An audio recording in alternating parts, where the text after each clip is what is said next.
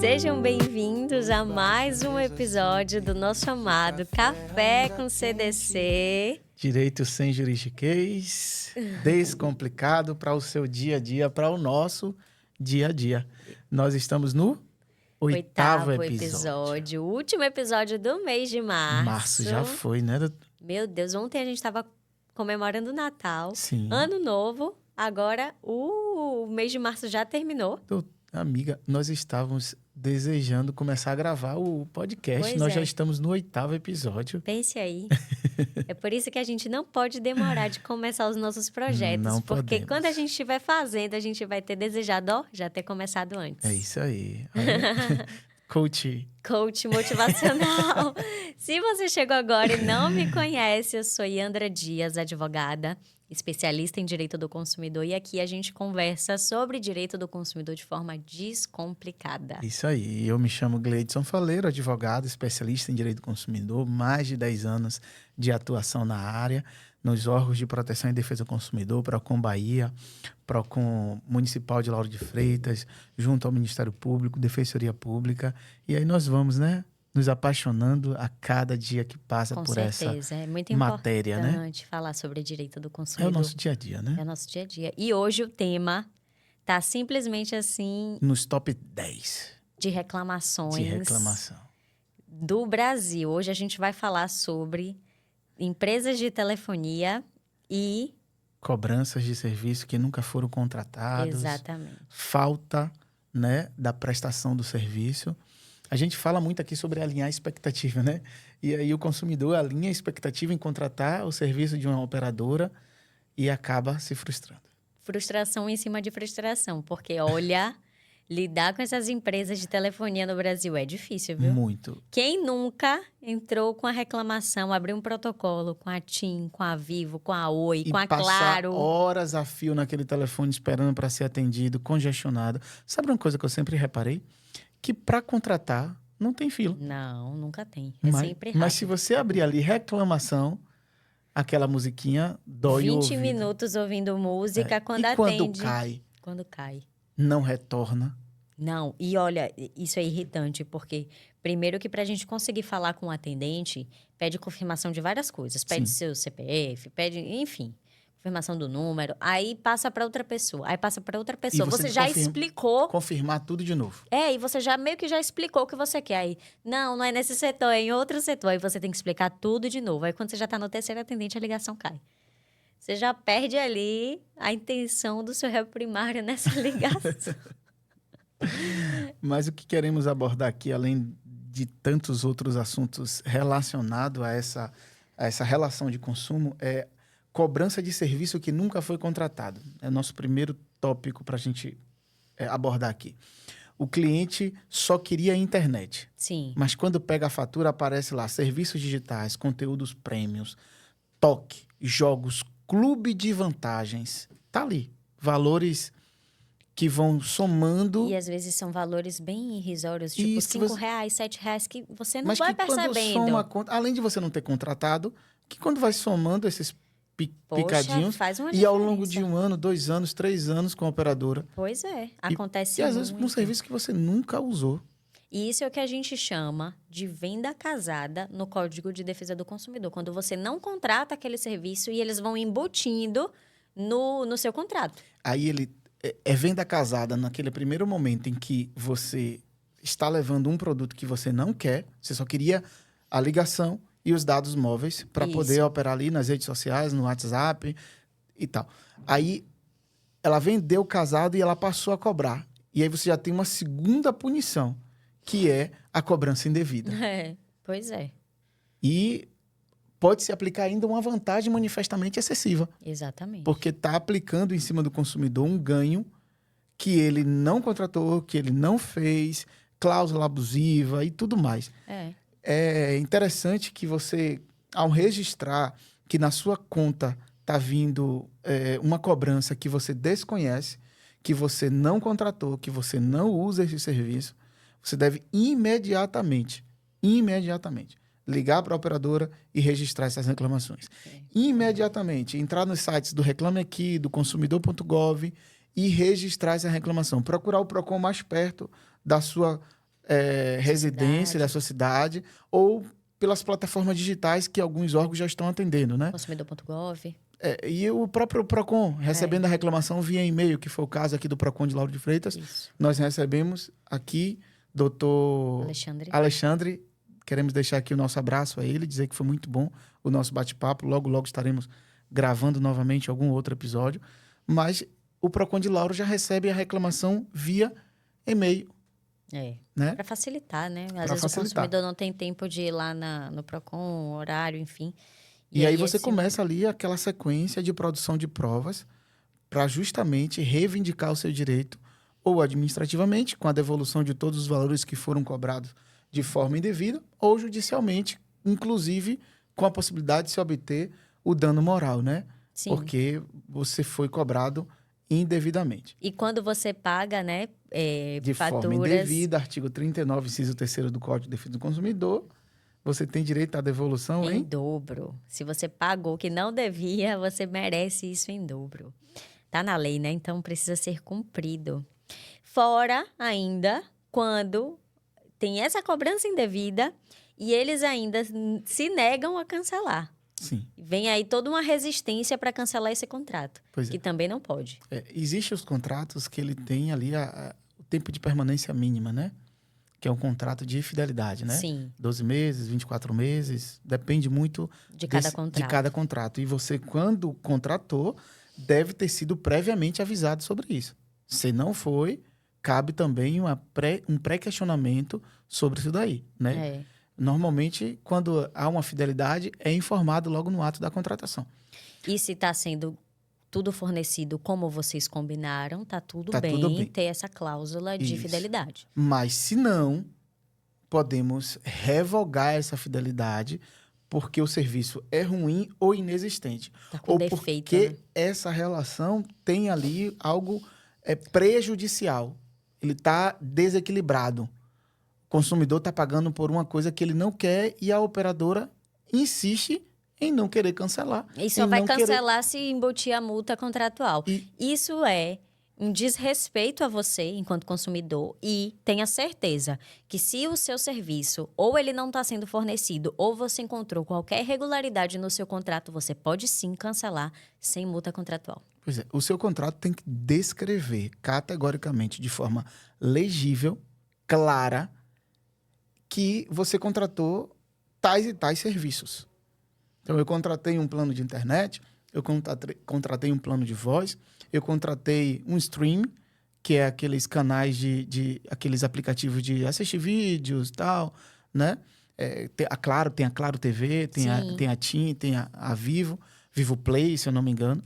Então, você contratou. Se você não contratou esses serviços, você tem que imediatamente pedir a revogação deles do seu contrato e a devolução dos valores que você pagou indevidamente. Agora, se você não contratou esse serviço. Sim. Né? Agora, sabe uma coisa que me irrita muito em relação a essas empresas e que eu já passei muito? Sim. É a redução a nossa internet é de conta, né? Sim. E aí, a redução desses dados quando vai chegando perto da cobrança. Gente, isso é um absurdo, porque você paga mensal por esse serviço de X gigas, né, pela internet mensal, e ele está dizendo que você consumiu o pacote todo de internet no mês. Isso é um absurdo. Não existe isso. Como é que eu vou consumir mais de 100 gigas de internet? Pois é. Não há uma fiscalização, um modo de apuração prática. Lógico, isso está unilateralmente, doutora, quase trava a língua aqui, produzido pela operadora. Ela produz de forma única e exclusivamente. E aí você tem que ir novamente para uma perícia técnica, para um órgão especializado que possa contraprovar isso, dizer assim, não foi bem isso, está aqui. Isso normalmente, pela minha experiência, começa a acontecer ali naquele período que o contrato está começando a deixar de ter a cláusula de fidelidade. Sim. Seu contrato está começando a acabar, você vai começar a ficar livre, podendo cancelar esse contrato, e aí seu plano de internet serviu durante anos. Naquele período ele já não começa a lhe atender mais ao seu consumo diário. Para quê? Para justamente você migrar para um plano mais caro ou oferecer um plano, né, com maior banda de internet. E isso é uma prática, infelizmente, recorrente e deixa a desejar, né? Além dos órgãos de proteção e defesa do consumidor, tem as agências que regulam, né, cada setor. Mas a Anatel faz assim, ó. Ela fecha os olhos para essas coisas. A reclamação não vai ser inútil, tratada de forma inútil. Com certeza. Ela é importante pode que até vocês não façam. ser eficaz na resolução, tão eficiente. Mas essa reclamação vai ser usada lá na frente para dizer assim, excelência, eu tentei resolver administrativamente, eu busquei o órgão competente para resolver, mas não houve solução. Então, eu preciso que você intervenha nisso como garantidor da lei, da justiça, resolva isso, porque está sendo pesado para mim enquanto consumidor. E eu não tenho a quem reclamar. Pois é. Só você, juiz. Sim. Né? Então, esse serviço ele tem que ser cancelado imediatamente. Se é ilegal, se é abusivo, se é indevido, deve ser cancelado imediatamente. Sem aplicação de multa, sem a cobrança e a exigência da fidelidade, né? Como você bem disse lá atrás, eu quero cancelar, apresentei a minha reclamação, mas a empresa só cancela se pagar a fidelidade, porque você tem mais 2 anos, você tem mais 1 ano, mais 6 meses, e normalmente um valor, né? Sempre que vai pesar e muito. Com certeza. Além de ser ilegal, vai pesar e muito. Nunca é uma multa de R$10, por incrível que pareça, né? Multa de 600, R$1.000, Sim. Se você quebrar esse contrato. Mas é isso, é um direito que você tem e exerça ele caso você precise. Eu costumo dizer que essa fidelidade é obrigatória. É uma prisão, sabia? Mas o consumidor se sente assim, porque muitas vezes ele não sabe que ele pode cancelar se o serviço não estiver sendo eficiente. Então ele fala assim, então eu vou ter que ficar até terminar isso porque eu não vou pagar a multa. E essa prisão ela só está disfarçada em um contrato. E há um abalo emocional muito grande para o consumidor. A incapacidade que ele tem, ele se sente incapaz de resolver esse problema. Quem poderá nos socorrer? Me defender. Me defender. Pois né? Então, as leis e essa relação de consumo precisa de uma proteção, de uma aplicabilidade. Aplicação de multas mesmo do PROCON, do judiciário, quando tiverem as condenações de indenização, chegar junto. Porque essas empresas não saem do top 5 de reclamações no Brasil. Seja no judiciário ou seja nos PROCONs. Elas sempre estão no top 10. Então, como é que a gente vai... Infelizmente, no Brasil, as empresas só vão se corrigindo quando pesa no bolso. Eu acho que quando... A Senacom, Secretaria Nacional de Defesa do Consumidor, que é o PROCON, né, nacional, e é quem aplica as multas mais pesadas. Eu creio que quando ela aplicar uma multa de extinção de uma empresa dessa, pegando as suas cotas à parte e distribuindo para outras operadoras, dando o direito do consumidor migrar. Me veio isso aqui agora, sabia? Porque é impossível um filho que continua errando, e você não pune de uma forma rigorosa, vai continuar praticando. Com certeza. Há anos eu estou nessa área e essas empresas configuram os top 10 da relação de consumo. Sempre, nunca saem. Nunca saem. Direito bancário melhorou muito. Melhorou muito, pois é. Principalmente aquela questão da lei dos 15 minutos e etc. tal, com a virtualização de muitos serviços, né? O depósito imediato ali que as empresas e as pessoas... O Pix e tal, reduziu bastante. Então, a gente precisa de mecanismo que equalize essa relação de consumo, que é desgastante para o consumidor. Com certeza. Ver uma empresa, qual é a minha operadora? É X. Ela está sempre no top 10 de reclamação. Eu acho, inclusive, importante a gente falar de um assunto também atrelado às empresas de telefonia, que foi uma situação que teve com a consumidora, e sempre acontece, que ela mudou de endereço, foi para uma outra localidade, e nesse prédio que ela foi morar, já tinham outras pessoas com a Vivo no prédio. Ela pediu a migração do endereço anterior para esse endereço. E a Vivo disse que não tinha... Viabilidade. Por como se o suporte daquele prédio já tivesse sido preenchido. Aí a gente entra naquele aspecto de recusa indevida, né? Sim. Como é que ele está se negando a fornecer um serviço que ele está fornecendo para outros consumidores naquela mesma região? já tinha outros clientes da operadora. Entendeu? Então, como é que você não tem cobertura nessa área se tem outras pessoas utilizando? Tem uma alguma coisa que não tá claro, errada, né? que não tá certa, né? Essas empresas são, assim, das mais variadas reclamações que a gente pode dizer. Essas negativas, faltas de cobertura, aí a gente tem Aí a gente entra os na cancelamentos. recusa de demanda injustificada. Prevista também no Código de Defesa do Consumidor. Exatamente. Quando é isso? É quando um fornecedor ou um prestador de serviço, eles se negam a lhe entregar aquilo que você está querendo e não tem uma justificativa plausível para aquilo ali. Porque se ele chegasse e dissesse assim, vamos precisar de um período de 30, 40, 60 dias para abrir portas de conexão nesse local, porque as caixas já estão lotadas. Se o senhor puder aguardar, beleza, tudo bem. Se não puder, a gente quebra aqui a fidelidade, porque é eu que não estou conseguindo lhe entregar o serviço, vamos quebrar a fidelidade e o senhor pode contratar uma outra operadora. Mas não ter viabilidade em um local que inúmeros outros clientes já são assistidos... Exato. Infelizmente, é recusa de demanda justificada e uma ação boa. Boa, que o consumidor pode entrar. O que mais temos são fontes de consultas, ou seja, jurisprudências, decisões reiteradas no âmbito de telefonia. A base para você apresentar na sua peça, na sua defesa, né, é grande. Atuais e antigas de erros reiterados praticados, né?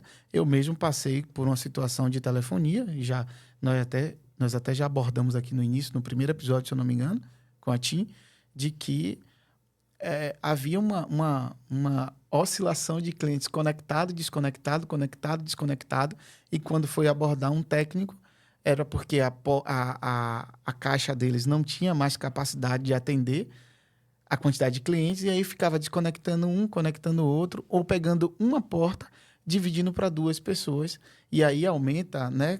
Aí a gente vai entrar aqui em questões técnicas, que é a latência, a capacidade de entrega, de conexão, diminui significativamente, e quem entende de jogos sabe o que é uma latência, né? Nosso consumidor aqui, especialista em game, vai saber o que é uma latência na conexão, porque prejudica demais a conexão do usuário. Sim. Então, se você não tem capacidade de atender, informa o consumidor. Não contrata mais, porque a partir do momento que lotou aquela caixa, abre a manutenção para novos clientes ou não. A gente passaria horas e horas falando aqui de problemas de telefonia, né? Muitos. Inclusive, você falou de um tema que eu acabei de pensar, que é quando, por exemplo, você contrata 100 gigas de internet e ele só está fornecendo 60, por exemplo, que o consumidor consegue medir, né? Sim. Que também é um defeito, uma falha nessa prestação. Existe uma margem, né? Uma margem de entrega, se eu não me engano, é de 70%. Sim. De download, que você pode entregar. Eu vou até confirmar isso. Mas existe uma margem, um erro, né? Algumas operadoras entregam 100%. É livre. Mas se você está entregando abaixo dessa margem, isso é violação do direito. Exatamente. Né? É frustrar a expectativa daquele cliente que queria uma velocidade razoavelmente... Bem alta, né? Bem alta, Às vezes a gente tem, por exemplo, arquiteto que precisa renderizar o serviço. Pessoas que trabalham com software mesmo. Subarquivo. Subarquivo. Enfim, são muitos problemas, mas a gente chegou ao final fim do nosso episódio. Como sempre, falar do direito do consumidor é muito bom, porque é uma coisa prática do nosso dia a dia, né? E isso nos alegra. Alegra trazer conhecimento para essa mesa, para os consumidores. É você sair ali na sua manhã, na sua tarde, no seu dia, para o trabalho, para o mercado, para efetuar uma compra mais seguro. Sim. Né? Assim, essa educação para o consumo é uma prática dos órgãos, né? Os órgãos, está previsto no nosso código, que deve preparar, né, os consumidores, os fornecedores e prestadores de serviço para essa relação de consumo.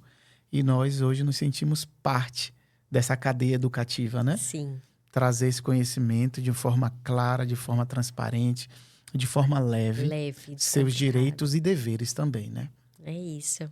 Não esqueçam do direito de prova, não é sua obrigação, mas quanto mais prova você levar para o processo, vai garantir um resultado útil nessa relação. Exatamente. Doutora. E é isso. Se você assistiu até aqui, por favor, curte, se inscreve no nosso canal, curte, comenta, compartilha. Manda lá para o seu amigo, para ele estar ciente do que ele pode fazer se a empresa de telefonia não cumprir, né, com o contratado. Sim. E é isso. Muito obrigada pela sua audiência. Muito obrigado pela sua audiência e até o próximo. Tchau.